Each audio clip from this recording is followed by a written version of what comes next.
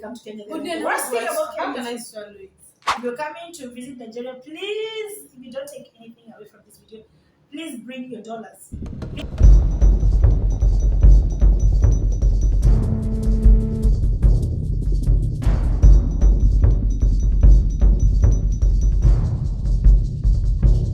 Hey guys, welcome back again to my YouTube channel. It's Rookie Dima, the most beautiful black queen. You can say that again. Say it again. Today again, we have the traveling miss. She has been gracing my channel and I am so happy. I am glad. I am super excited. Thank you for having me. Welcome to Port Harcourt again. Thank you. I'll keep telling you welcome. So that when you get back, you're going to be missing Port Harcourt. And when you come to Kenya, I'll be telling you the same thing. Welcome to Kenya, welcome to Nairobi. Okay. Yeah. If you're seeing my face for the first time, my name is Rookie Dima. Do want to hit the subscribe button, like this video, and share it. Okay. Make sure you go subscribe to the Traveling Miss on YouTube. 1L, traveling with 1L, and Miss MISS. Yeah. Please show her all the support you can. The link to her channel is going to be in the description box below. Please kindly check her out. A lot of travelers from Europe, and other continents have visited Nigeria, and most of them are content creators. But then I barely or hardly see genuine and detailed videos expressing or telling people about the challenges that they faced. The experiences. Their experiences in general. Yeah. While they are traveling around the country, or most especially in Nigeria. So the traveling miss is going to be telling us about her genuine and honest experience traveling around West Africa. Guys, I've been traveling across West Africa for I think 2 months now, 2 months and something now, 2 months and change. And I started the journey in Ghana. Oh, okay. And I was in Ghana for 1 month. Oh wow! I went to Accra, and I went to Kumasi, and I went to Cape Coast. And so that was my absolute first time in West Africa. Country. No, not in another country. Okay. In West Africa. It was my first time ever in West Africa. And let's start with the highs. Okay. So the highs, of course, was like, West Africa, this is like a totally different part of the continent. From your own country. That I've never been to. The culture is very, very different. What I love about West Africans is like most of you have really maintained your culture and your traditions. You've really held on to it. Yeah. For example, just the way you dress. Okay. A lot of you dress in kente, you call it? In Ghana, they call it kente. Then here in Nigeria, what do you call it? We have different tribes. Ankara, yes. So generally, but then we have different tribes that have distinct modes of dressing. Yeah, but I'm asking, do you have like one name for this? Oh, okay. So that you dress in an African way. Yes, to identify yourself from a different tribe. Yes. So I think that's one thing that you have really maintained, which is a good thing. Very different from us, because for us we are dressed in jeans and whatnot. We don't really dress African. Oh, you're like your normal traditional local attire. No, we don't dress in that except if we're going for an occasion. For example, if it's a wedding or something, then we'll dress in African traditional wear. But on a normal day, you'll not find someone wearing like African traditional wear. So this is something that I saw in West Africa that I really, really loved, that you people have maintained. What about during festivals? Yes, I was going on to that. Oh, okay. Yes, so one thing about culture is dressing. The other one is festivals. In Ghana, because now I'm talking about Ghana, I saw a lot of festivals celebrating, I don't know what, food, harvest, celebrating this, celebrating gods, celebrating so many things, some rooted in African traditional beliefs, And I was like, oh my God, I haven't seen anything like this in Kenya. We've lost all of that because of modernization. I won't say modernization. Because colonization, everybody was colonized, but some people held on to their culture. Yeah. But for us, we lost so many of our cultures. There are very few tribes in Kenya who still practice their culture. Like the Maasai is the one you the Maasai. The Maasai are very still. Yes, I've read a lot about them. But it's very few. We have 44 tribes, and it's like 4, 5, 6 out of those tribes that are still very holding on to their culture. Wow. Most of us have really. So about 40 tribes, yes, are no longer holding the stronghold of the tradition. Thereabouts. So so this is one thing I really loved about West Africa. So one of the hardships was the food. Oh, okay. The food here, the pepper. Oh my god, Pepper is too much. it's too much. I don't understand how you guys. You know, I read that you guys don't like eating too much pepper. Not too much. We don't eat pepper at all. So Not too much. We don't eat pepper at all. I was making I made a video about this. I made like things about Kenya, and then so people were attacking me that how did I know? I actually researched, and then she's coming here to prove that what I did was right. So what But did you say? I said most Kenya that they don't eat that I said they don't eat too much pepper in Kenya. No, we don't eat Everywhere was pepper there. at all. We don't eat So pepper I at was all. right actually. I was Except right. the coastal region, they eat a little bit of it. But the majority of us, we don't eat pepper at all. We like flavorful food. Flavor food, So like you spice. can, yes, you can spice up with other things. Ginger. Black pepper, ginger, cardamom, whatever. Just not pepper. Mm. Something that will increase the flavor of the food, but Not make it hot. yes, not make it hot. We don't like hot food. But we're also known for very bland food. Everybody makes fun of our food when they come to Kenya. But The then worst thing about how Kenya can is, I swallow it? yeah, we like dry foods. Oh, that's another difference. Here you like very soupy, Yeah. soupy, watery food. Because I was after she said there's no soup. They don't eat soup. No, you don't need soup. How are we going to survive? Because you have different kinds of soup. We like fried food, fried, but not soup. Fried, you fried. So do you eat gari? Gari, we have something similar to gari. It's called ugali. Gari. Ugali, so it's made. Gari is made from cassava flour, right? So ugali is made from corn flour, maize flour. So it's the same, but not really, because for you they're swallow. So you just, for us you have to chew because it's dry food. How is it not food? You have to chew. It doesn't, It it doesn't hold weight. How is it food? it holds weight because it's heavy. You have to chew. But for you here, you swallow, and that's the same. You see how you're confused? It's the same way I was confused as like when you just swallow the food.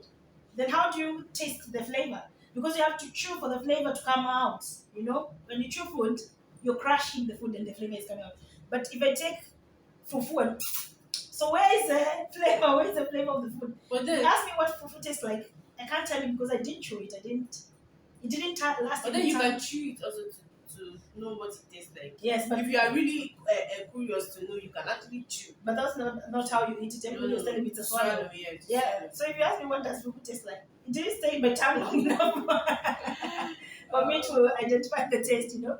So the food was a little bit Different. of a culture shock, yes, Okay. and a little bit of a law Oh. because I tended not to enjoy the food here a lot because it's very spicy. Yeah. So that maybe is one of the challenges. So if you're a travel vlogger, let me know in the comment section. Did you also experience this? Especially if you're coming from a different part of Africa. Yes. Like you come into West Africa, or if you're even coming from one of the European countries, let me know in the comment section. Did you find our food different? Was it difficult for you to, adapt eating our food? Or was it like, let me know in the comment section. Okay. I would love to know. The weather. Oh, is it different from yours? Yeah, West Africa is hot.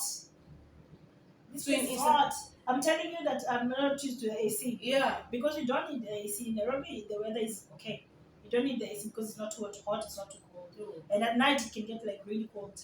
Okay. Oh, okay. I get, because I understand that you guys are surrounded by a lot of water. In You Nairobi, have a not lot of. really.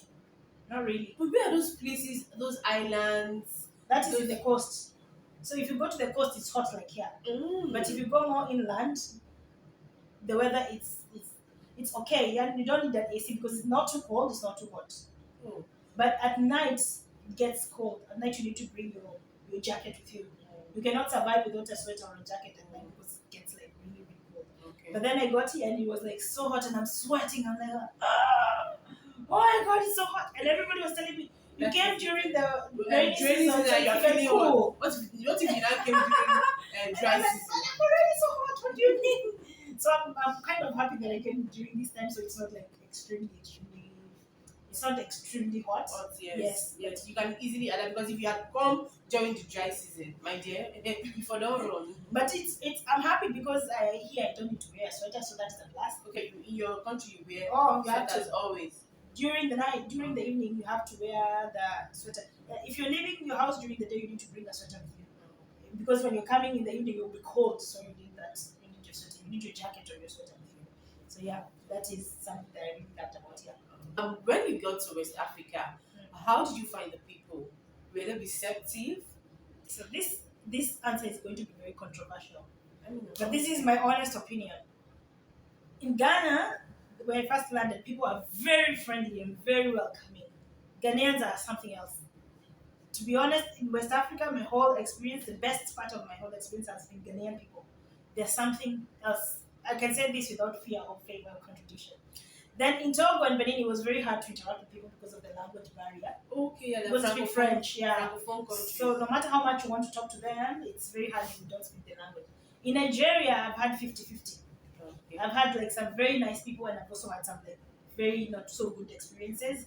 So it's different in each country. I can't generalize like the West African experience for people. So it's different reactions, different perceptions for different countries. Yes, it's very very different. Okay. So, but compared to your own country, what is it like? Okay, so I would compare more Ghana to Kenya. The people in Ghana and the people in Kenya I would compare more. Okay. Because in Kenya, we're also very hospitable. We love visitors. Okay. We love visitors, we welcome visitors. But also at the same time, I feel like Ghanaians are much more than us. More friendly. We are very hospitable, but I feel Ghanaians are way, way more hospitable than They go out of their They way. really go out of their way to make you feel welcome in their country, to make you feel comfortable in their country. Ghanaians are something else. Wow. Yeah. So what about access, transportation, your access to money? How was it? Was it easy for you to change your currency to the local currency of the countries you visited? How was it? How was the values of things you were buying?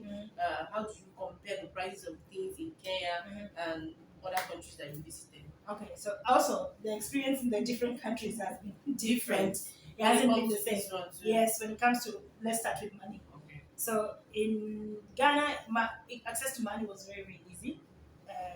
Like going to an ATM, withdrawing money, this was very, very easy. And the Ghanaian currency is very, very strong. So you don't need a lot of money to buy a lot of things. You just withdraw 1,000 CD, you can do a lot with 1,000 CD. You can buy, it can last you for 3-4 days, Are you serious? even longer with 1,000 CD because the currency is like very, very strong. Then for Benin and Togo, they used the CFA, CFA francs, and it was very. The access was also very easy. Like when you go to the bank, withdrawing, not a problem. Here, I've had the most challenges when it comes to money, because here, when you have a foreign card, there's so many limitations when it comes to money. You have a cutoff. You have a limit. Yes, you have a limit, a daily limit that you can withdraw every day. And every transaction that you withdraw, it's 10,000. You cannot do more than 10,000. And for every 10,000, you have to pay 1,400. Wow, that's too Every much. time you withdraw 10,000, you have to pay 1,400. That's too much. That's too much. 1,400 for 10,000. 1,400. So that means you're approximately withdrawing 11,000 for. Let's say 11,500. Or let's just say 12,000. Yes, and you're losing that 1,400. You're losing it because it's fees. Fees for what? Fees for withdrawing 10,000. So every time I withdraw 10,000, I need to pay 1,400 in fees. So you can imagine. Since you've been in Nigeria, I've been losing 1,400 for each withdrawal. Every 10K I withdraw, I need to pay 1,400. So you can imagine how much money I've lost in fees. If I start to do the math, I will go insane. So I don't want to do the math, because if I do the math, how much money I've lost in This fees, is sad. it's insane. And It's also sad. because Losing your money. here you use bank transfer system. Yeah. It's very convenient for locals, but it's very inconvenient for foreigners because we don't have a local bank transfer. We don't have a local bank account, so I can't do transfer. So, for example, if I go to a Bolt and it's supposed to be like 1,800, a Bolt or an Uber, and I give them 200, then I give them 2,000. They don't have change because they used to do it transfer. So I end up losing the 200 as well because they don't have cash to give me back. So I've also lost a lot of money that way. But in instances where people don't have cash to give you, they're like, let me do a transfer now. But you can't do a transfer because I don't have a local bank account. So also, I've lost a lot of money that way. So if you withdraw, let's say you've withdrawn 100,000 since you came to Nigeria. So if I withdraw 100,000, that you've spent 14,000 naira to withdraw 100,000. Yes, but you can't survive with 100,000 in Nigeria. It's very expensive. It's very, very expensive. 100,000 will last you very little time. 100,000. Nigeria But is then very in Ghana, expensive. 1,000 cedis It will last can you last a you long 4 time. days. Yes. Then in Nigeria, 100,000 cannot last you 4 days. Nigeria is a very expensive country. To be honest, I was not prepared for how expensive Nigeria is. It's very, very expensive. You see, Even when you have seen, we have been with you walking around, you have seen how much money like someone spends. I have on actually seen, and Yeah. to be honest, one day I told her that this shit is not easy. It's not. It's not easy at all. Yeah. So It's not easy. yeah, yeah. So the It's experience quite expensive. it is very expensive. Very expensive. Very So expensive. what are you telling people who would want to come to Nigeria? So, first of all, I need to say this and I need to make it as loud and clear as possible. If you're coming to visit Nigeria, please, if you don't take anything away from this video, please bring your dollars. Please bring enough dollars to cover your stay here, your expenses. So that will be just exchanging the dollars. That will save you a lot of money in fees. But if you do the mistake that I did to withdraw money, you're going to lose so much money in fees. So yeah, bring your dollars, bring your euros, bring your pounds, the currency that you know it's easy to exchange here. Yeah. And that's going to be easier for any foreigner at all. Yes, anybody who's coming here, just bring your dollars. So, but then if the person is an African, the person should just exchange their Exchange currency your money for back dollar home. or euro or pounds. Yes. Then bring it into Nigeria. Exchange your money back home because it will be a one-time fee. Then when you come here, you'll be exchanging your dollars a little bit by little bit. Yes. Transportation-wise, I think because I'm not a local, it's hard to find. If you're a local, it's very easy to like learn the routes and stuff like that. So because I'm not a local, it's very hard to find my way around when it comes to public transportation. And this has been generally in all the countries. But this one, I wouldn't say it's a country problem. I would say it's my problem as a foreigner because I don't know. You don't know your way around. Yes, I don't know the routes. I don't know which route goes where. Something like this. And Google Map is not going to give you the exact. It's not going to tell you take a bus from here, go here. This is the name of this neighborhood, the name of this stop. So this one you need a local like you to show me around. You see, with you it's been very easy to use public transportation. But when I'm not with you, I always have to use an Uber because I don't know how to get around. So you guys have heard her honest and authentic experience as an East African that traveled all the way from East Africa. But I have to say, to West Africa. Disclaimer: this is not going to be everybody's experience. This is my own experience. So when you come to Nigeria, don't come expecting, oh, you'll have maybe the same money problems that I did. Come prepared. I didn't come prepared with this. And then things will be easy for you. Everybody has a different experience. So don't let this not stop you from traveling. Don't say because she said. Yes. Come. If you're even going to take away anything from this video, take away the fact that you should come prepared. Yes, come prepared. So when you come, you have your own personal story, and then you'll be able to share it in your own words and tell us your true experience. Let us know in the comment section if you liked this video, and we want to know your comments in the comment section below. Okay, thank you so much for watching. I really appreciate. I'm going to be missing she's going to be leaving. I'm going to be missing her very well. Okay, she has been an amazing person. She's very hardworking. She has motivated me a lot, a whole lot. She's very hardworking. She does not eat until you guys have something to watch. It's really not easy. It takes a very disciplined and hardworking person to do that. Okay, please show her all the love and support her. Okay, nothing good comes easy at all. She always says that. She always says that. You always have to work for your dreams.